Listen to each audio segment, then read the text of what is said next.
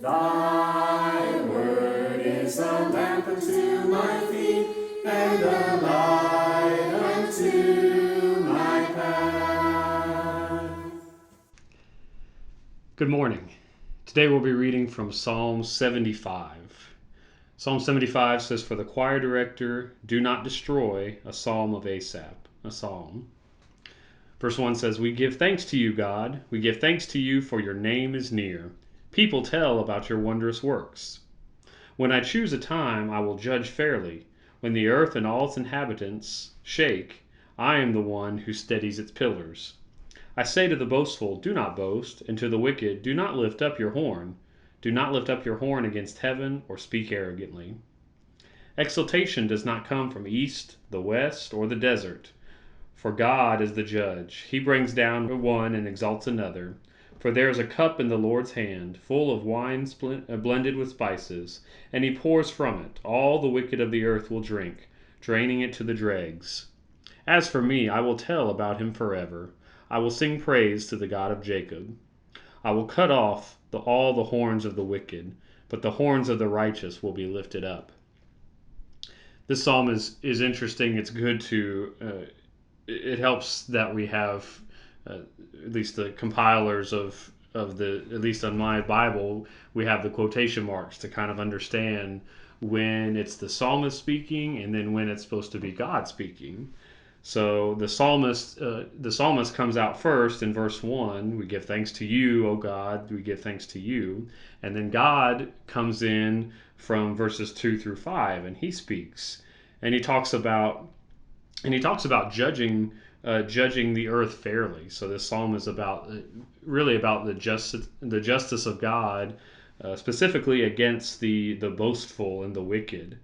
And who is the one that judges? Verse 3, it says it's the one that, when all the inhabitants of the earth shake, he is the one who steadies the pillars. He's holding up the pillars of the earth.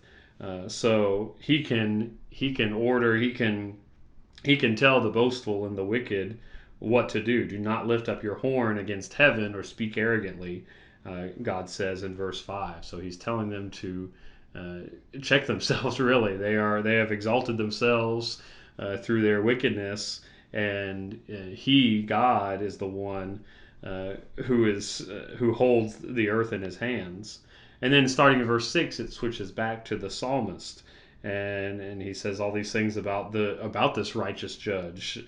This exaltation doesn't come from anywhere. So if you exalt yourself, that exaltation shouldn't come from yourself. It comes from God as judge.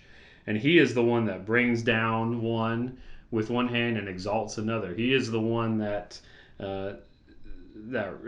raises and lowers people. There is a cup in verse 8 in the Lord's hand. He is the one that gives out good things, wine blended with spices, and he pours from it.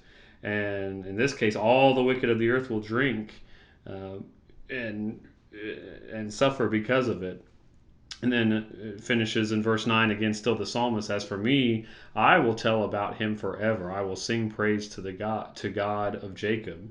In verse 1, he says that people will tell about your wondrous works, and now the psalmist says that he will tell about these wondrous works forever.